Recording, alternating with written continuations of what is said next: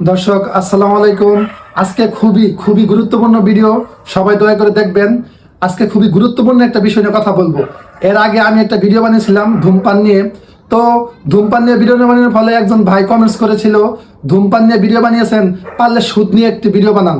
এই সুদের ভয়াবহতা অনেক বেশি, যার কারণে এটা নিয়ে কথা না বললেই নয়। আর সুদ হচ্ছে একটি প্রতিষ্ঠিত হারাম কাজ, তাই এটা নিয়ে কথা বলাই যায়। তাই আমি কিছু কথা বলবো, দয়া করে সবাই কথাগুলো শুনবেন।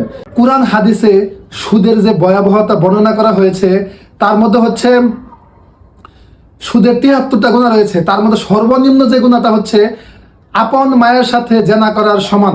কেউ যদি সুদ খায় এমনকি সুদ দেয়, তাহলে আপন মায়ের সাথে জেনা করার সমান গুনাহ তার হবে। এমনকি আল্লাহ তাআলা কোরআনে সরাসরি বলে দিয়েছেন, যদি কেউ সুদের কারবার করলো, সে যেন আল্লাহ ও তার রাসূলের সাথে সরাসরি যুদ্ধে লিপ্ত হলো।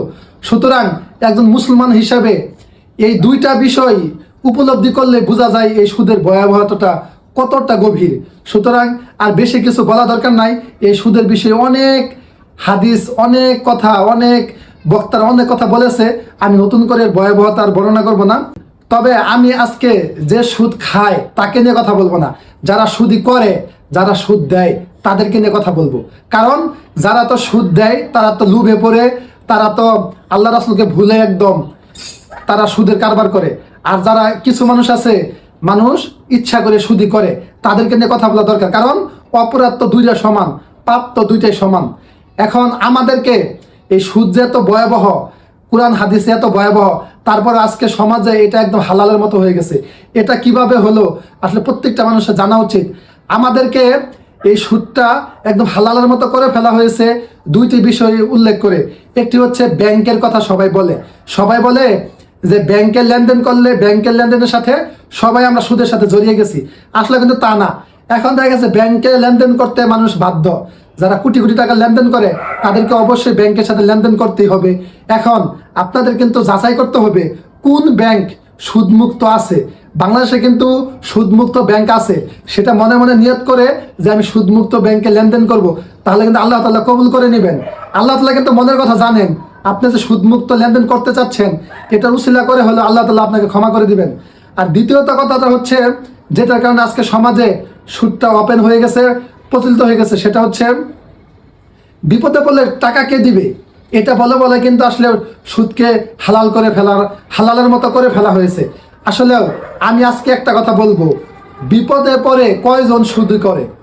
বিপদে পড়ে ১০০-র মধ্যে ২ জন সুদি করে, আর বিপদে পড়া ছাড়াই অধিকাংশ মানুষ সুদি করে। যেমন তার মধ্যে উল্লেখযোগ্য হচ্ছে, মানুষ জুয়া খেলে ধ্বংস হয়ে যায়, তারপর তারা সুদের পথ বেছে নেয়। মানুষ বিয়ে দেয় সন্তানকে যৌতুক দেওয়ার জন্য, অনেকে সুদি করে। কেন যৌতুক দিয়ে কেন মেয়েকে বিয়ে দিতে হবে? কেউ কি যৌতুক ছাড়া আপনার মেয়েকে বিয়ে করবে না? সুতরাং আরো অনেকে আছে চাকরির জন্য সন্তানকে চাকরি নিয়ে দিবে, এজন্য লক্ষ লক্ষ টাকা। দেখেন, সুদও অবৈধ, আর সুদের যে লেনদেনটা মানুষ করে এটাও কিন্তু অবৈধ। কারণ চাকরির জন্য যে টাকাটা নেওয়া হয়, এই চাকরিতে ঘুষ দিয়ে চাকরি দেওয়া, এটা কিন্তু অবৈধ। সুতরাং এই সুদের সাথে যা জড়িত সবকিছু অবৈধ। এখন দেখা গেছে আজকে এই সুদের কারণেই মানুষ কিন্তু জুয়ার পথে ধাবিত হয়েছে। যদি এই সুদের টাকা মানুষ না পেত, তাহলে কিন্তু এই জুয়াটা এইভাবে খেলতে পারতো না, মানুষ এতটা ধ্বংস হতো না। এই সুদের ভয়াবহতা অনেক বেশি। এখন আজকে এই সুদ থেকে আমাদের বেরিয়ে আসার কিন্তু উপায় আপনাদের হাতে।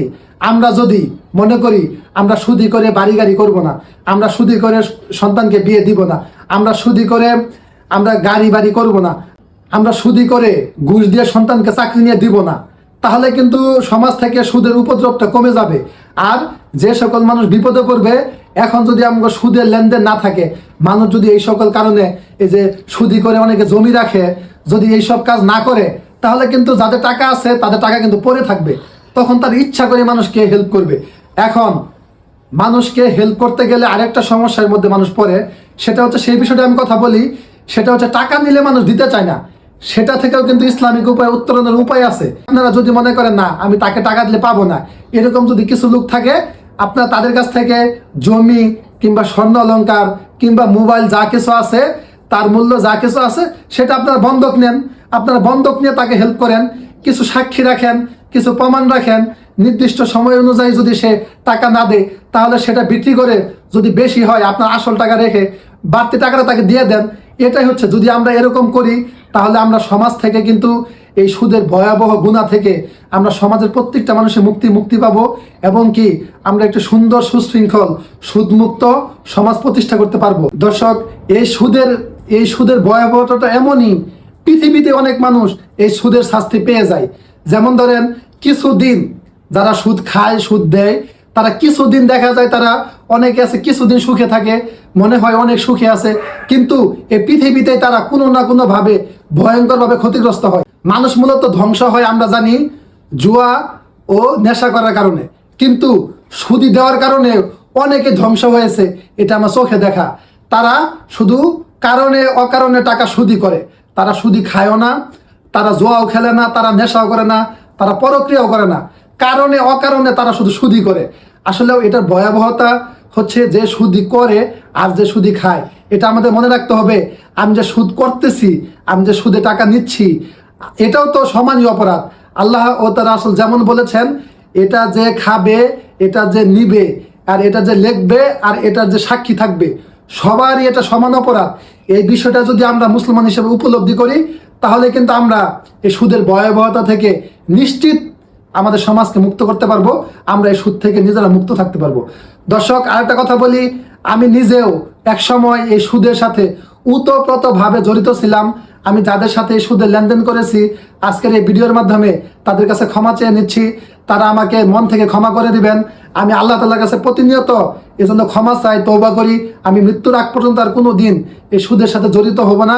আপনারা আমার জন্য দোয়া করবেন যেন আল্লাহ তাআলা আমাকে এই সুদের ভয়াবহ গুনাতে ধাবিত না করেন। আর একটা কথা আমি বলি, আপনারা দয়া করে আমার এই ভিডিওটা বেশি বেশি শেয়ার করবেন, যেন আপনার মাধ্যমে আমার এই কথাগুলো সবার মাঝে পৌঁছে যায়, সবাই এই সুদের ভয়াবহতার হাত থেকে যেন রক্ষা পায়। আসসালামু আলাইকুম।